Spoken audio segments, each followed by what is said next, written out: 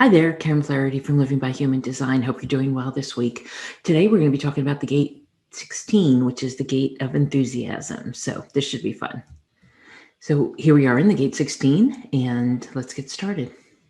So we've got the sun in the gate 16 and the earth in gate 9, which is the gate of focus.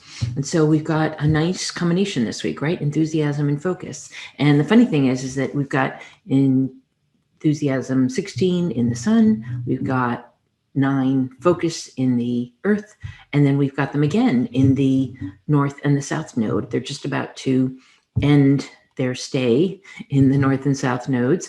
They're already in line 6, but they'll be there all this week. And so we've basically got double doses of both of them. So the gate 16 is right here, coming off the throat. The gate 9 is right here at the bottom of the sacral, coming off the bottom of the sacral.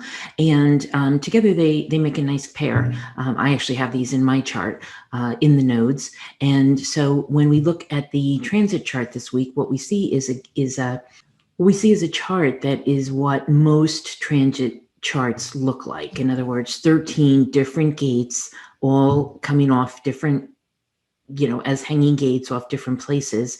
And actually, because we've got them doubled up as the 16 and the 9, we've got only 11 gates showing here, probably 1, 2, 3, 4, 5, 6, 7, 8, 9. So even less. We've got some other doubles too. Oh, we've actually got the 9 in the moon here as we started this week. So it started around actually yesterday, late yesterday, on May 26th. Today's the 27th. It goes until June 1st. So we start with no centers defined at all. It's all hanging gates, and we stayed that way all week. So this is, basically a time to say, oh, that's nice. On the other hand, we've got Mercury Retrograde beginning on May 30th, and Saturn just went retrograde also. And, things will be interesting this week nonetheless. So if these hanging gates match up with any of your gates, then you might have something defined that you don't usually. Otherwise, it'll stay the same. For me, for example, none of these match up with anything that I've got on my chart. They're all hanging, so to speak, anyway. So they'll stay just as they are. And you'll stay in your own energy, basically with your own defined centers if they don't match up anywhere else. But then when we've got in terms of the transit effects all week, I just wanted to mention this is the way the week ends up. So as you can see, it does stay this way all week with just the hanging gates that we've shown, and the 16 and the 9 there, and the sun and earth, and 16 and 9 in the nodes. And of course, yesterday we had a full moon, and that was in Sagittarius. There was also a lunar eclipse. If you were lucky enough to catch that, that was really interesting to see. On the East Coast, we only saw the very last bit of it, but it was really cool. And what I wanted to just mention this week is that the gate 16 is the gate of enthusiasm, but there are 6 different lines. And so since it, shows up in the different lines as the week progresses, that's where it starts at 16.1, and then it moves to 16.6 by the end of this cycle. What we go through are different types of enthusiasm. And so, you don't think of it that way usually, but there are so many different ways that enthusiasm can show up. So for example, in line 1, when it starts today, we've got the, kind of they call it delusion, which is kind of a false enthusiasm, right? Then it moves into line 2, which is the cynic. This is where the sharpness can burst bubbles, where you can be enthusiastic about something, but cynically enthusiastic about it, or enthusiastically cynical, I guess. But either way, that can kind of burst people's bubbles if you're not enthusiastic about something, right? You can kind of think of these. In fact, I think most of these refer to somewhat of the shadow of the gate of enthusiasm, right? Where people aren't really being enthusiastic. In fact, they're being, the shadow in the Gene Keys is called indifference. And indifference can be fairly, if you've ever been up against it, I'm sure you have at different times. Indifference can be very deflating. It can be very upsetting. It can be very, it can burst your bubbles, right? And so they move through different lines, as we call them, but they're different flavors of enthusiasm. Another one is line 3, which is independence. This is self-generating and sustaining enthusiasm, where people really can bring the enthusiasm from inside. Line 4 is the leader, which is really probably the most genuine of the types of leadership or types of enthusiasm that can occur. It's really genuine and sincere support and recognition of others, which is the way we, all kind of think. We think of enthusiasm on the highest level, or if you will, then that's the way that you'd like to see it, I guess, is in this leader position. But two more that are kind of in the shadow are line 5, which is we call the Grinch. This is the refusal to share an enthusiasm, somebody who won't get enthusiastic. Again, that indifference to a certain extent. And then line 6 is called gullibility. And actually, this is the one that mine happens to be in, but this is the susceptibility to propaganda. So this is kind of an interesting one to have. It doesn't mean I'm not enthusiastic. It just means that sometimes I perhaps get enthusiastic, and sometimes all of us do, about things that prove not to be true. And that goes around a lot these days. And so just something to be aware of, something to be a little wary of, perhaps, and making sure that our enthusiasm is well used and well suited to the situation. But we can get enthusiastic about a lot of different things, and we get to choose what it is that actually enthuses us or not.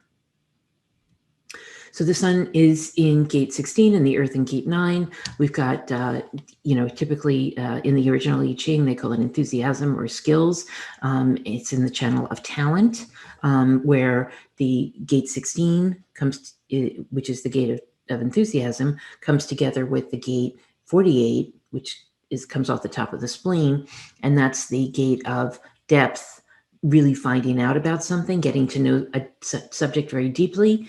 So if you marry that with the enthusiasm of the gate 16, then basically what you have is the channel of talent, where someone is very talented naturally because they've got this enthusiasm and depth that they can bring together and really know a topic very well.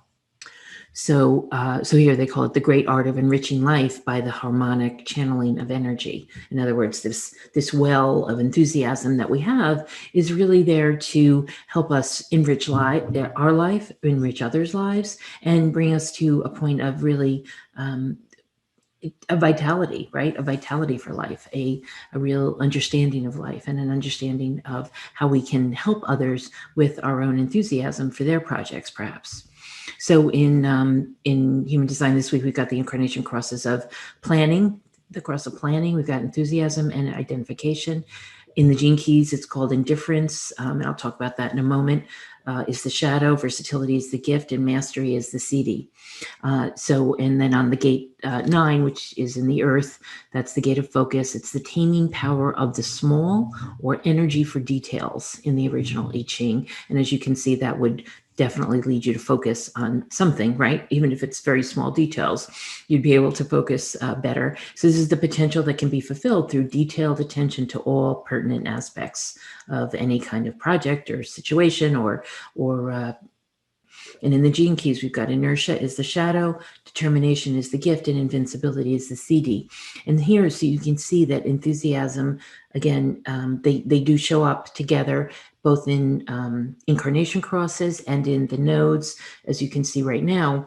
And so when they come together, enthusiasm plus focus can actually bring us to a really nice place where we get to either versatility or mastery, as we see in the gene keys with the gift and the mastery.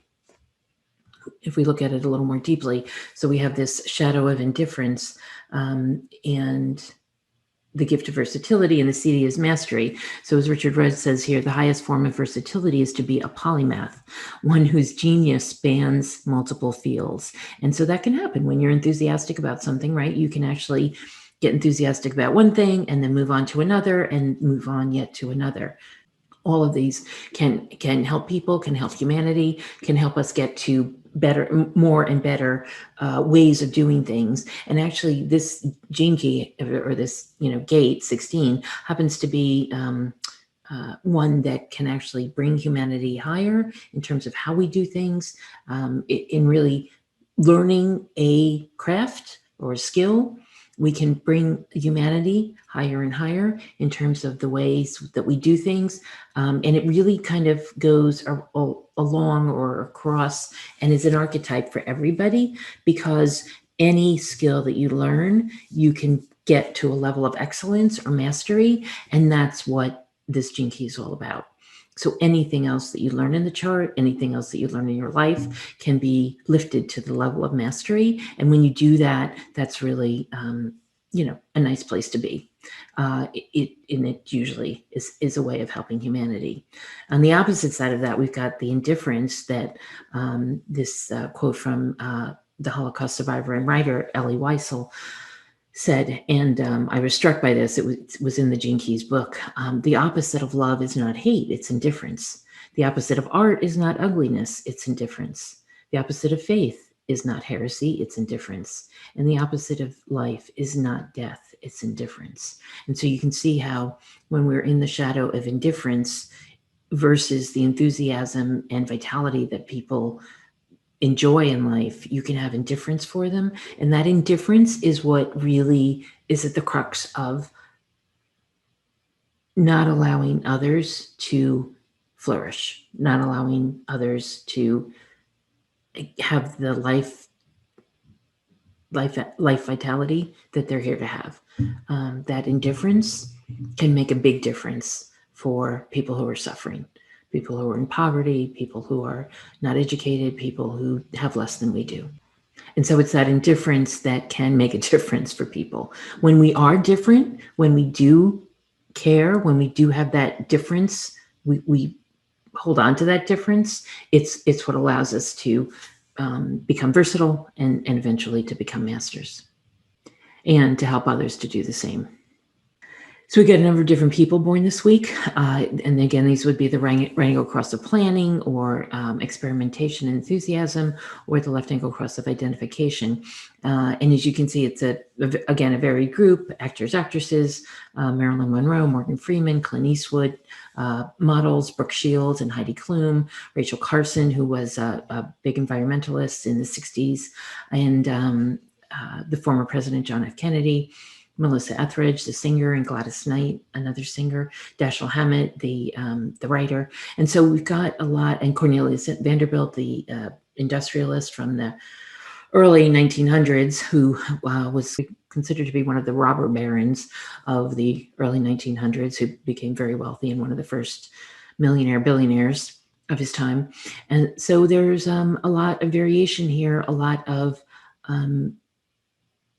enthusiasm, right? A lot of people who are mastering their craft, and a lot of people who are quite versatile, I would say. And then for this week in history, we've got a number of different things going on. There were, of course, always good and bad things going on. I picked out just a few of the highlights, but the Golden Gate Bridge in 1937 opened up. And in 1923, they had the first car race, Le Mans car race, which is run for 24 hours, was run in France that was in 1923. In 2004, the World War II Memorial was opened on the National Mall, dedicated to the veterans of World War II. And that would have been right around Memorial Day, I suspect. And then in 1999, this Discovery space shuttle completed the first docking with the International Space Station. So that's pretty cool. I didn't actually realize it had been up there for 22 years now. On May 30th, in 1911, they had the first running ever of the Indianapolis 500, again, Memorial Day weekend. And the average speed at that time in 1911 was 74.59 miles an hour. Wow, how far we have come. And then in 1921, on May 31st, that was the beginning of the burning in Tulsa that occurred, where the Greenwood section district in Tulsa, which was all Black homes and really the wealthiest neighborhood in the United States of Black families, and business owners was burned to the ground. People actually moved out. Martial law was declared, and the fires did stop the next day, but not without a lot of lost lives and lost businesses. So the enthusiasm that comes around Memorial Day about this first weekend, basically, of the unofficial start of summer, can occur in lots of different ways. And so it's up to us to monitor, right? Think about and choose the ways that we want to show our enthusiasm, the ways that we want to show up for other people and show our support, our enthusiasm, our empowerment of others with our enthusiasm, because it can be a very empowering energy, and it can be a very helpful energy when you're starting any kind of a new endeavor, a new project, a new business. It's a very potent energy, and when we use it, as it is, kind of doubled in our focus this week, along with the gate of focus, that allows us to see it in different ways, right? To kind of take a look at it, to see what this archetype is trying to teach us and how we can use it to our best advantage. So I hope you have a wonderful Memorial Day weekend and a great week, and I will see you next week. Be well. Thanks.